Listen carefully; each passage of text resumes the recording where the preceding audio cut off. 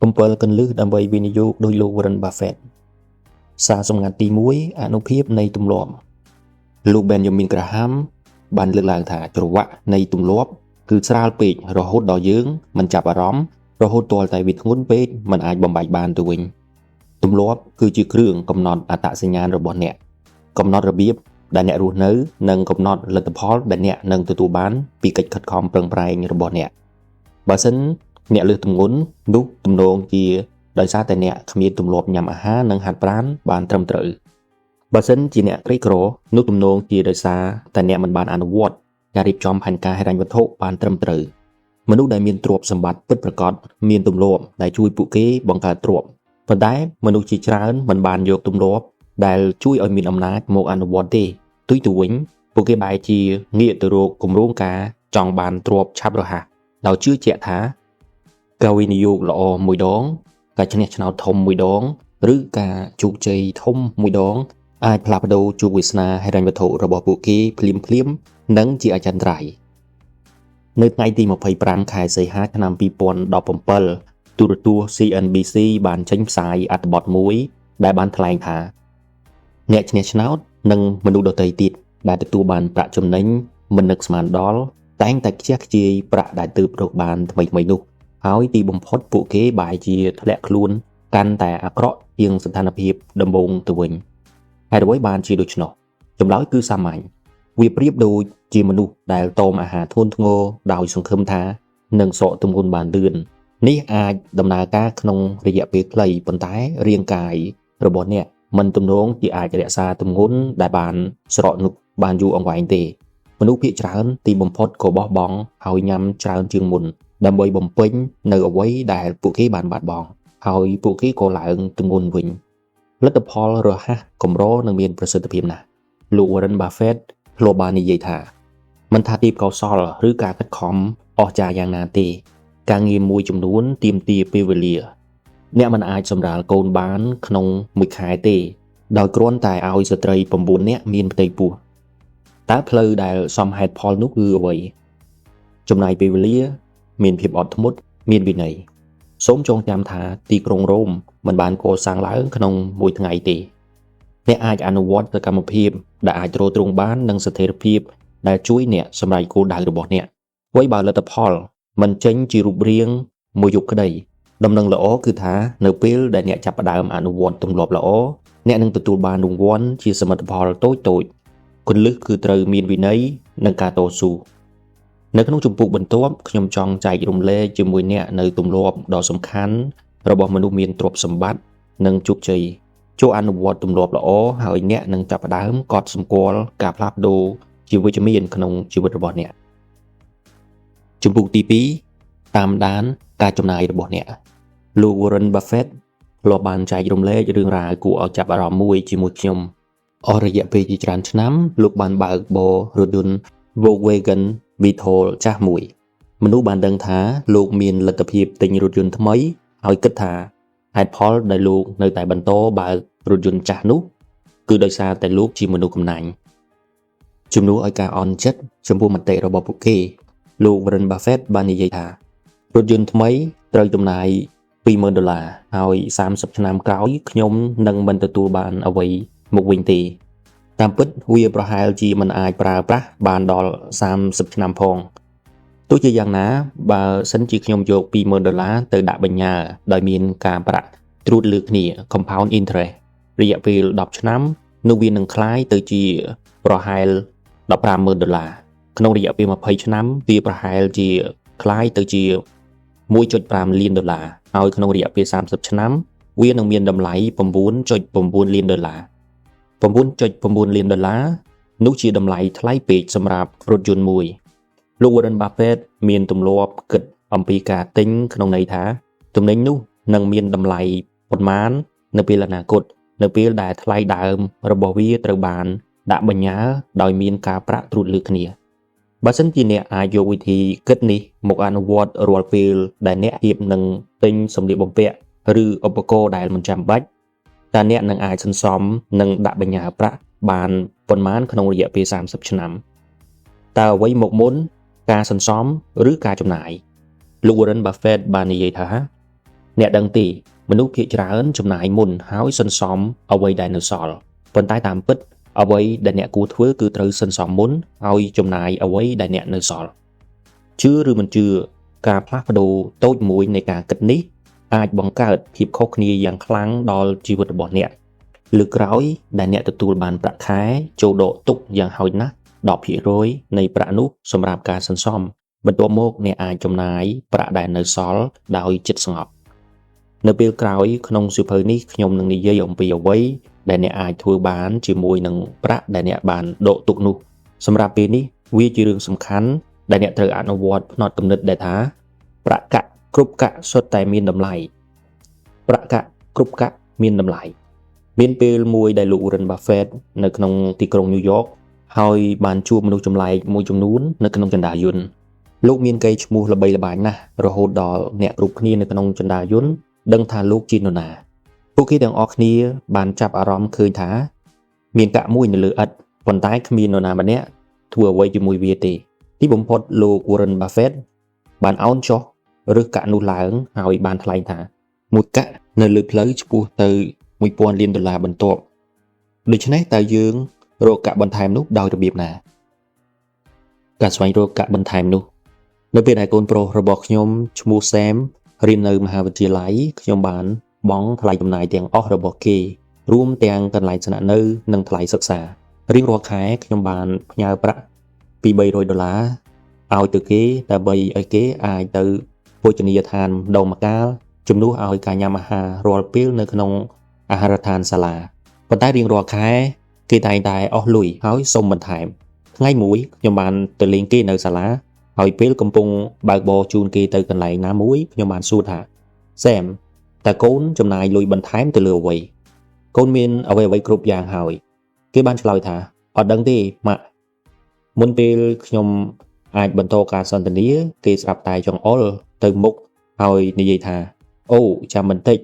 ឈប់ត្រង់នេះបានទេខ្ញុំចង់ទិញកាហ្វេមួយកែវខ្ញុំបានបត់រថយន្តចូលចត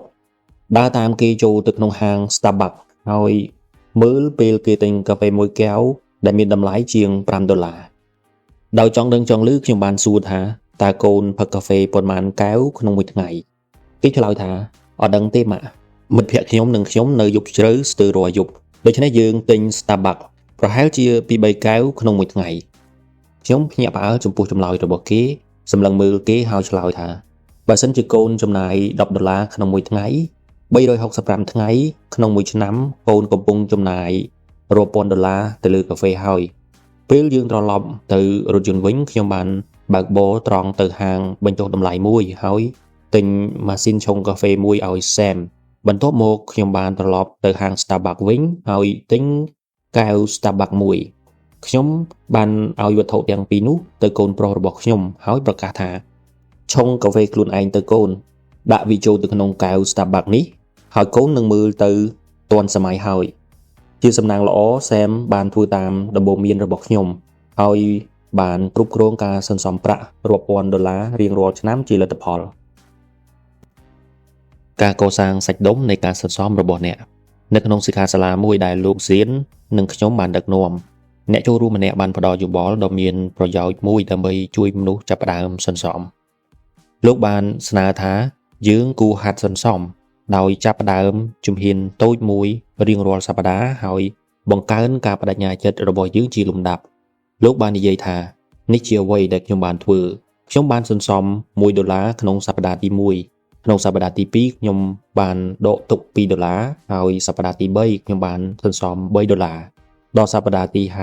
52ប្រាក់សន្សំរបស់ខ្ញុំបានក្លាយទៅជា$52ក្នុងមួយសប្តាហ៍វិធីសាស្ត្រនេះបង្ហាញពីគំនិតសំខាន់3គំនិតសំខាន់ទី1ការរីកចម្រើនជាលំដាប់មនុស្សតែងតែកំណត់គោលដៅដែលមានមហិច្ឆតាខ្លាំងពេកបើសិនជាពួកគេមិនអាចសម្រេចគោលដៅរបស់ពួកគេក្នុងរយៈពេលខ្លីពួកគេទំនងជាបោះបង់នោះហើយជាមូលហេតុដែលវាសំខាន់ក្នុងការចាប់ផ្ដើមតូចដើម្បីទទួលបានកម្លាំងរុញច្រានគំនិតសំខាន់ទី2ការបង្កើនគោលដៅហេតុផលមួយដែលមនុស្សជាច្រើនយល់ថាវាពិបាកក្នុងការសាងទម្លាប់វិជ្ជមានគឺដោយសារតែវាคล้ายទៅជាគួរឲ្យធុញបន្ទាប់ពីមួយរយៈ នៅពេលដែលអ្វីមួយថ្មីមនុស្សមានភាពរំភើបអំពីវាប៉ុន្តែពួកគេឆាប់ធុញទ្រាន់នឹងវាទីបំផុតនៅពេលដែលភាពរំភើបបានកន្លងផុតទៅពួកគេជាច្រើនក៏បោះបង់ចោលទោះជាយ៉ាងណាការផ្លាស់ប្ដូរគោលដៅរបស់យើងរៀងរាល់សប្តាហ៍ធ្វើឲ្យយើងទន្ទឹងរង់ចាំសប្តាហ៍បន្ទាប់ព្រោះឧបសគ្គកាន់តែពិបាកនិងកាន់តែរំភើបវាដូចជាការលេងហ្គេមនៅពេលដែលយើងឈានទៅដល់កម្រិតបន្ទាប់គោលដៅកាន់តែមានការប្រឈមនេះប្រហែលជាហេតុផលដែលមនុស្សញៀននឹងហ្គេមចូលធ្វើឲ្យការសន្សំคล้ายទៅជាល្បែងមួយហើយញៀននឹងវាគំនិតសំខាន់ទី3ភាពថិតថេរជាមួយនឹងការយល់ដឹងកាន់តែប្រសើរអំពីគំនិតសំខាន់ទាំង3នេះអ្នកអាចយកពួកវាមកអនុវត្តដើម្បីជួយអ្នកកសាងទម្លាប់សន្សំដ៏ល្អចំនួនទឹកប្រាក់ចាប់ផ្ដើមមិនសំខាន់ទេអ្វីដែលសំខាន់គឺការចាប់ផ្ដើមអនុវត្តសកម្មភាពស្ថិតស្ថេរគឺជាគន្លឹះក្នុងការកសាងការចងចាំសាច់ដុំរបស់យើងនិងការប្រែក្លាយអ្វីមួយទៅជាទម្លាប់ជំពូកទី3ស្វែងរកការងារដែលអ្នកស្រឡាញ់ចូលធ្វើការដែលអ្នកស្រឡាញ់អ្នកនឹងលោតចេញពីគ្រែនៅពេលព្រឹកខ្ញុំគិតថាអ្នកប្រហែលជាភ្លេចខ្លួនហើយបើសិនជាអ្នកនៅតែបន្តធ្វើការដែលអ្នកមិនចូលចិត្តដោយសារតែអ្នកគិតថាវានឹងមើលទៅល្អនៅលើប្រវត្តិរូបការងាររបស់អ្នកបើសិនជាអ្នកគូសផែនទីថាតើអ្នកចំណាយពេលវេលារបស់អ្នកប៉ុន្មាននៅពេលដែលអ្នកភ្ញាក់ឡើងមនុស្សភាគច្រើននឹងយល់ស្របថាពួកគេចំណាយពេលភាគច្រើនធ្វើការនៅពេលដែលពួកគេបានចូលទៅក្នុងជីវិតការងារតើអ្នកស្រឡាញ់អ្វីដែលអ្នកធ្វើនៅកន្លែងធ្វើការឬទេបើសិនជាមិនដូច្នោះទេអ្នកកំពុងចំណាយពេលវេលាដ៏ធំមួយនៃជីវិតរបស់អ្នកដើម្បីធ្វើអ្វីមួយដែលមិននាំមកនូវសុភមង្គលដល់អ្នកឡើយលោក Warren Buffett ធ្លាប់បាននិយាយថាមនុស្សជាច្រើនធ្វើការគ្រាន់តែដើម្បីប្រាក់ដោយសារពួកគេមិនស្រឡាញ់ការងាររបស់ពួកគេភាពមិនសប្បាយចិត្តរបស់ពួកគេបានកើនឡើងតាមពេលវេលាមនុស្សជាច្រើនទីបំផុតបាននាំអារម្មណ៍អវិជ្ជមានរបស់ពួកគេត្រឡប់ទៅផ្ទះវិញជំនួសឲ្យការនាំមកនូវសុភមង្គលដល់កូននិងសមាជិកគ្រួសាររបស់ពួកគេដូច្នេះហើយតាមពិតអ្នកត្រូវតែធ្វើអ្វីមួយដែលអ្នកស្រឡាញ់មនុស្សសប្បាយចិត្តលទ្ធផលអស្ចារ្យនៅក្នុងក្រុមហ៊ុនជាច្រើនដែលលោក Warren Buffett បានទិញគណៈគ្រប់គ្រងនៅតែបន្តនៅទីនោះដដែលដោយសារតែពួកគេស្រឡាញ់ការងាររបស់ពួកគេឧទាហរណ៍ដ៏អស្ចារ្យមួយគឺលោកស្រី Rose Plumkin ដែលត្រូវបានគេស្គាល់ជាញឹកញាប់ថាជាលោកស្រី B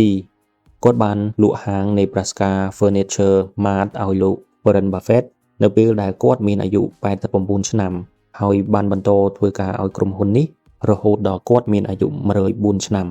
តាមពិតគាត់បានឈប់សម្រាកពីសមកាលតែម្ដងគត់ក្នុងជីវិតការងារទាំងមូលរបស់គាត់ហើយគាត់ក៏ស្អប់វាផងដែរក្នុងអំឡុងពេលវិស្សមកាលរបស់គាត់នឹកការងាររបស់គាត់ខ្លាំងណាស់រហូតដល់គាត់មិនអាចទ្រាំរង់ចាំដើម្បីត្រឡប់ទៅធ្វើការវិញបានទេក្រោមការគ្រប់គ្រងរបស់គាត់ហាង Nebraska Furniture Mart បានរីកចម្រើនយ៉ាងខ្លាំងដោយបង្កើនប្រាក់ចំណូលរបស់ខ្លួនពីមួយឆ្នាំទៅមួយឆ្នាំនេះគឺជាអានុភាពនៃចំណង់ចំណូលចិត្តមិនត្រឹមតែបង្កឲ្យមានសុភមង្គលប៉ុណ្ណោះទេវាក៏បង្កើនផលិតភាពរបស់យើងផងដែរបុគ្គលិកដែលមានចំណង់ចំណូលចិត្តតែងតែសម្រេចបានច្រើនជាងបុគ្គលិកដែលមិនសប្បាយចិត្តដែលជារឿយៗប្រែក្លាយជាប្រាក់ចំណេញផ្នែកហិរញ្ញវត្ថុកាន់តែច្រើនមនុស្សដែលសប្បាយចិត្តក្នុងការងារតែងតែត្រូវបានដំឡើងតំណែងលឿនជាងទទួលបានកម្រៃជើងសារខ្ពស់ជាងនិងទទួលបានការទទួលស្គាល់កាន់តែច្រើនជាងមនុស្សដែលមិនពេញចិត្តនឹងការងាររបស់ពួកគេជាការពិតមិនមែនគ្រប់គ្នានឹងត្រូវបានគេចាប់អារម្មណ៍ចំពោះការងារលំបាករបស់ខ្លួនទេប៉ុន្តែយ៉ាងណាក៏ដោយឱកាសដែលអ្នកនឹងត្រូវបានគេទទួលស្គាល់នឹងកើនឡើងយ៉ាងខ្លាំងនៅពេលដែលអ្នកបញ្ចេញចំណង់ចំណូលចិត្តទៅក្នុងការងាររបស់អ្នកកាត់ដេរដែលមានចំណង់ខ្លាំងលោក Warren Buffett ធ្លាប់បានចែករំលែករឿងរ៉ាវអំពីអ្នកកាត់ដេរម្នាក់ដែលមានចំណង់ខ្លាំងចំពោះការងាររបស់គាត់ក្តីសុបិនរបស់អ្នកកាត់ដេរនោះគឺចង់ជួបសម្ដេចប៉ាបគាត់បានចាប់ផ្ដើមសន្សំប្រាក់បន្តិចម្ដងដើម្បីឲ្យគាត់អាចធ្វើដំណើរទៅទីក្រុងវ៉ាទីកង់និងបំពេញក្តីសុបិនរបស់គាត់ថ្ងៃមួយទីបំផុតគាត់បានសន្សំបានគ្រប់គ្រាន់សម្រាប់ការធ្វើដំណើររបស់គាត់ នៅពេលដែលគាត់ត្រឡប់មកពីទីក្រុងវ៉ាទីកង់វិញមនុស្សគ្រប់គ្នានៅក្នុងសហគមន៍របស់គាត់ចង់ដឹងអំពីការធ្វើដំណើររបស់គាត់នៅពេលដែលមនុស្សបាននិយាយថាយើងចង់ដឹងបន្ថែមអំពីសម្ដេចប៉ាបតើអ្នកអាចចែករំលែកអ្វីខ្លះជាមួយយើងអ្នកកាត់ដេរបានឆ្លើយថាគាត់ស្លៀកពាក់ទំហំ44ជាទំហំមធ្យមជាក់ស្ដែងអ្នកកាត់ដេរមានចំណង់ចំណូលចិត្តចំពោះសិល្បៈរបស់គាត់លោក Warren Buffett ក៏មានចំណងខ្លាំងចំពោះការងាររបស់លោកដែរតាមពិតលោកតែងតែគិតយ៉ាងស៊ីជម្រៅរហូតដល់លោកមិនចាប់អារម្មណ៍ចំពោះអ្វីដែលកំពុងកើតឡើងនៅជុំវិញខ្លួនលោកឡើយមានពេលមួយលោកនិងដៃគូរបស់លោកគឺលោក Charlie Munger បានទៅទស្សនាទីក្រុងញូវយ៉កនៅពេលពួកគេកំពុងដើរចុះតាមផ្លូវមួយលោក Charlie ស្រាប់តែនឹកឃើញថាលោកមានយន្តហោះត្រូវចាប់ដូច្នេះលោកបានគ្រវីហៅតាក់ស៊ីមួយហើយចេញទៅដោយមិននិយាយអ្វីសោះលោក Warren Buffett មិនបានចាប់អារម្មណ៍ថាលោក Charlie Munger បានទៅនោះទេលោកបានបន្តដើរនិងនិយាយជាមួយលោក Charlie Munger អស់រយៈពេល2ប្លុកទៀតមុនពេលទីបំផុតលោកបានដឹងថាលោក Charlie បានចាក់ចេញទៅហើយនៅពេលដែលលោក Warren Buffett អវត្តមានភរិយារបស់លោកគឺអ្នកស្រី Susan Thompson Buffett បានសម្រេចចិត្តជួសជុលផ្ទះដើម្បីធ្វើឲ្យលោក Warren Buffett ភ្ញាក់ផ្អើលគាត់បានដកកម្រាលព្រំចេញហើយជំនួសដោយកម្រាលឈើគាត់បានទិញគ្រឿងសង្ហារិមថ្មីនិងលាបពណ៌ជញ្ជាំងឡើងវិញលើកទី1ដែលលោក Warren Buffett បានមកដល់ផ្ទះបន្ទាប់ពីគម្រោងនេះត្រូវបានបញ្ចប់លោកបានដើរចូលទៅក្នុងផ្ទះបាយចាប់យកខោករបស់លោកឆ្លងកាត់បន្ទប់ទទួលភ្ញៀវហើយចេញទៅដោយមិននិយាយអ្វីសោះតាមពិតយើងជាអ្នកភ្ញាក់ផ្អើលមិនមែនលោក Warren Buffett ទេភរិយាគាត់និយាយដូច្នេះយើងបានទៅជិតលោកហើយសួរថាតើលោកបានកត់សម្គាល់អ្វីដែលខុសពីធម្មតាអំពីផ្ទះទេលោកបាននិយាយថាអត់ទេយើងបានលាន់មកថាកន្លែងទាំងមូលបានផ្លាស់ប្ដូរហើយទីបំផុតលោកបានមើលជុំវិញហើយឆ្លើយថាអូពិតមែនឬអូបាទល្អមិនអីទេត្រួសត្រាយផ្លូវរបស់អ្នកពីបាតទៅកំពូលខ្ញុំចង់លើកទឹកចិត្តអ្នកឲ្យស្វែងរកឧស្សាហកម្មដែលអ្នកស្រឡាញ់ហើយរកការងារក្នុងនោះកុំរំពឹងថានឹងទទួលបានតំណែងក្នុងក្តីសុបិនរបស់អ្នកភ្លាមដោយដែលអ្នកដឹងស្រាប់ហើយមនុស្សភាគច្រើនចាប់ផ្ដើមពីបាតហើយខិតខំឡើងទៅកំពូលអ្វីបើតំណែងកម្រិតដំបូងអាចនឹងមិនផ្ដល់ប្រាក់ខែច្រើនក្តីវាផ្ដល់ឱកាសឲ្យអ្នកចាប់ផ្ដើមអាជីពដែលអ្នកស្រឡាញ់នាយកប្រតិបត្តិស្ទូឌីយោ Hollywood កំពូលជាច្រើនបានចាប់ផ្ដើមនៅក្នុងបន្ទប់សម្បត្តិជំពូកទី4ជៀសវាងបំណុលខ្ញុំបានឃើញមនុស្សកាន់តែច្រើនបរាជ័យដោយសារតែគ្រឿងស្រវឹងនិងការប្រើប្រាស់កម្លាំង leverage ដែលការប្រើកម្លាំងគឺជាប្រាក់ដែលបានខ្ចីការកើនឡើងនៃអាណាចក្រកាតឥណទានយើងកំពុងឈានទៅដល់ពិភពលោកដែលគ្មានទឹកប្រាក់ជាមួយនឹងការជឿនលឿននៃបច្ចេកវិទ្យាការប្រើប្រាស់កាតឥណទានបានកើនឡើងក្នុងប៉ុន្មានឆ្នាំចុងក្រោយនេះមិនចាំបាច់សង្ស័យទេថានេះបាននាំមកនៅភាពងាយស្រួលជាច្រើនដល់យើងទោះជាយ៉ាងណាវាអាចជាដាវមុខពីរបើសិនជាយើងមិនដឹងពីរបៀបតាមដានការចំណាយរបស់យើងដោយប្រុងប្រយ័ត្នសូមចងចាំការពិតពីរនេះមុនពេលអ្នកប្រើប្រាស់កាតឥណទាន 1. ការប្រើប្រាស់កាតឥណទានបង្កឲ្យមានការប្រាក់ខ្ពស់ណាស់នៅពេលដែលយើងមិនបានទូទាត់សមតុល្យទាំងមូលរៀងរាល់ខែលោក Warren Buffett ធ្លាប់បាននិយាយថាអត្រាការប្រាក់គឺខ្ពស់ណាស់នៅលើកាតឥណទានជួនកាលវា 18% ជួនកាល 20% បើសិនជាខ្ញុំខ្ចីប្រាក់ក្នុងអត្រា 18 ឬ 20% ខ្ញុំនឹងខ្សែធនហើយការពិតទី2នោះគឺការប្រើប្រាស់កាតឥណទានលើកទឹកចិត្តឲ្យយើងចំណាយកាន់តែច្រើននៅពេលដែលយើងចំណាយប្រាក់ដោយប្រើសាច់ប្រាក់វាបង្កឲ្យមានអារម្មណ៍នៃការបាត់បង់ហើយធ្វើឲ្យយើងស្ទាក់ស្ទើរនៅពេលសម្រេចចិត្តលើការទិញផ្ទុយទៅវិញប្រតិបត្តិការគ្មានសាច់ប្រាក់ដូចជាការប្រើកាតឥណទានបន្សាបការជឿចាប់នៃការបាត់បង់ប្រាក់ហើយធ្វើឲ្យប្រតិបត្តិការហាក់ដូចជាងាយស្រួលជាងអារម្មណ៍នៃភាពងាយស្រួលនេះធ្វើឲ្យមនុស្សចំណាយលើសកំណត់ដូច្នេះតើយើងទប់ស្កាត់ខ្លួនឯងពីការធ្លាក់ចូលទៅក្នុងអន្ទាក់កាតឥណទានដោយរបៀបណាយើងអាចធ្វើតាមគោលការណ៍ទាំងពីរនេះ 1. ប្រើប្រាស់សាច់ប្រាក់ជំនួសឲ្យកាតឥណទានបើសិនជាអ្នកជាមនុស្សប្រភេទដែលគ្មានវិន័យក្នុងការគ្រប់គ្រងការចំណាយរបស់ខ្លួនអ្នកគួរតែអនុវត្តប្រព័ន្ធគ្រប់គ្រងប្រាក់ដែលហៅថាប្រព័ន្ធស្រោមសំបុត្រ អ្វីដែលអ្នកត្រូវធ្វើគឺរៀបចំស្រោមសម្បត្តិផ្សេងៗគ្នាសម្រាប់ប្រភេទចំណាយផ្សេងៗគ្នាបន្ទាប់មកសម្រេចចិត្តលើចំនួនទឹកប្រាក់ដែលអ្នកអាចបែងចែកទៅឲ្យប្រភេទនីមួយៗឧទាហរណ៍អ្នកអាចមានស្រោមសម្បត្តិសម្រាប់អាហារមួយសម្រាប់ការដឹកជញ្ជូននិងមួយទៀតសម្រាប់ការដើរទិញទំនិញផ្ទាល់ខ្លួននៅពេលដែលអ្នកចំណាយអស់នៅអ្វីដែលអ្នកបានដកទុកសម្រាប់ប្រភេទនីមួយៗវាដល់ពេលដែលត្រូវបញ្ឈប់ហើយចំណុចទី2ទូទាត់វិក័យប័ត្រឥណទានរបស់អ្នកឲ្យបានពេញលេញនិងទាន់ពេលវេលាបើសិនជាអ្នកនៅតែចង់រីករាយជាមួយនឹងភាពងាយស្រួលនៃការឥណទានសូមប្រាកដថាអ្នកមិនបង្កឲ្យមានការពិន័យយឺតយ៉ាវឬការប្រាក់ណាមួយឡើយគ្រោះថ្នាក់នៃបំណុលប្រហែល10ឆ្នាំមុនមិត្តភ័ក្តិរបស់លោកសៀនម្នាក់បានមករកលោកហើយសួរថាតើគាត់អាចខ្ចីប្រាក់បានទេមិត្តភ័ក្តិនោះសូមហៅគាត់ថាអាឡែនទីបំផុតគាត់បានសារភាពថាគាត់មិនអាចសងបំណុលរបស់គាត់បានទេអាឡែនបានប្រាប់លោកសៀនថាគាត់បានចំណាយប្រាក់ច្រើនពេកដោយប្រើកាតឥណទានរបស់គាត់ហើយមិនមានសាច់ប្រាក់គ្រប់គ្រាន់ដើម្បីទូទាត់សមតុល្យរបាយការណ៍របស់គាត់ទេការប្រាក់បានចាប់ផ្ដើមចូលហើយមុនពេលអាឡែនដឹងខ្លួនចំនួនដែលគាត់ជំពាក់គឺ3ដងច្រើនជាងប្រាក់ខែប្រចាំខែរបស់គាត់ដើម្បីដោះស្រាយបញ្ហានេះអាឡែនបានជឿដោយឆោតល្ងងថាគាត់អាចប្រើកាតឥណទានផ្សេងទៀតដើម្បីពន្យាពេលទូទាត់ដូច្នេះគាត់បានចាប់ផ្ដើមដាក់ពាក្យសុំកាតឥណទានផ្សេងទៀតជាច្រើនហើយប្រើពួកវាដើម្បីផ្ដល់ហិរញ្ញវត្ថុដល់បំណុលរបស់គាត់ជំនួសឲ្យការធ្វើឲ្យស្ថានភាពរបស់គាត់ប្រសើរឡើងនេះបានធ្វើឲ្យអ្វីៗកាន់តែអាក្រក់គាត់មានបំណុលដ៏ច្រើនជាមួយក្រុមហ៊ុនកាតឥណទានផ្សេងៗគ្នាចំនួន5គាត់អស់សង្ឃឹមហើយចង់ទទួលបានសាច់ប្រាក់រហ័សខ្លះរឿងនេះបានកើតឡើងនៅពេលដែល Apple បានដាក់លក់ iPhone 4ដ៏ពេញនិយមដើម្បីលើកទឹកចិត្តមនុស្សឲ្យចុះឈ្មោះសម្រាប់ផែនការទូរស័ព្ទចល័តក្រុមហ៊ុនទូរគមនាគមន៍បានផ្ដល់ iPhone 4ឥតគិតថ្លៃដល់អតិថិជនដែលជ្រើសរើសផែនការទូរស័ព្ទចល័តថ្លៃបំផុត Allen បានមើលឃើញនេះជាឱកាសហើយបានដាក់ពាក្យសុំខ្សែទូរស័ព្ទចល័តចំនួន9បន្ទាប់មកគាត់បានលក់ iPhone ឥតគិតថ្លៃទាំងនោះទៅហាងទូរស័ព្ទជជុះប៉ុន្តែគួរឲ្យសោកស្ដាយចំនួនទឹកប្រាក់ដែលគាត់ទទួលបានពីការលក់ iPhone មិនគ្រប់គ្រាន់ដើម្បីទូទាត់បំណុលរបស់គាត់ទេឥឡូវនេះគាត់ជំពាក់ប្រាក់ដល់ក្រុមហ៊ុនកាតឥណទានចំនួន5ហើយលើសពីនេះគាត់ត្រូវបង់ថ្លៃខ្សែទូរគមនាគមន៍ចំនួន9រៀងរាល់ខែទីបំផុតគាត់បានទៅជួបអ្នកឲ្យខ្ចីប្រាក់ Money Lender រឿងបានហួសពីការគ្រប់គ្រងហើយក្រុម Mafia ប្រាក់កម្ចី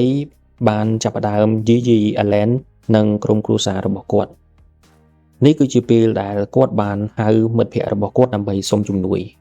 លោកសៀនបានយល់ព្រមជួយ Allen ជាដំបូងលោកបានស្នើឲ្យ Allen សរសេររាល់ប្រាក់ដែលគាត់ជំពាក់និងអត្រាការប្រាក់រៀងៗខ្លួនសម្រាប់បំណុលនីមួយៗបន្ទាប់មកពួកគេទាំងពីរបានបង្កើតផែនការមួយដែល Allen នឹងទូទាត់បំណុលម្ដងមួយហើយមិនចំណាយលើការទិញបន្ថែមទៀតទេទីបំផុតបន្ទាប់ពីការខិតខំប្រឹងប្រែងរយៈពេល3ឆ្នាំ Allen បានគ្រប់គ្រងការសម្អាតបំណុលរបស់គាត់បានសូមចងចាំបញ្ហាទាំងអស់នេះបានកើតចេញពីការចំណាយហួសកំណត់នៃកាតឥណទានមួយនោះការខ្ចីប្រាក់សម្រាប់ការវិនិយោគមានមនុស្សដែលនិយាយថាការមានបំណុលខ្លះគឺល្អមនុស្សទាំងនេះខ្ចីប្រាក់ក្នុងអត្រាការប្រាក់ទាបគួរសមហើយវិនិយោគវាដើម្បីរកអត្រាចំណេញខ្ពស់ជាងតាមគំនិតរបស់ខ្ញុំការប្រាក់ពីបំណុលត្រូវបានធានាប៉ុន្តែការចំណេញពីការវិនិយោគមិនត្រូវបានធានាឡើយដូច្នេះលើកលែងតែអ្នកជាអ្នកវិនិយោគដ៏ស្មុគស្មាញដែលយល់ពីរបៀបកាត់បន្ថយហានិភ័យហើយអាចមានលទ្ធភាពខាតបង់លោកសៀននិងខ្ញុំលើកទឹកចិត្តឲ្យអ្នកនៅឆ្ងាយពីការខ្ចីប្រាក់អ្នកមិនចាំបាច់ប្រើកម្លាំង leverage ទេបើសិនជាអ្នកឆ្លាតអ្នកនឹងរកប្រាក់បានច្រើនដោយមិនចាំបាច់ខ្ចីទេ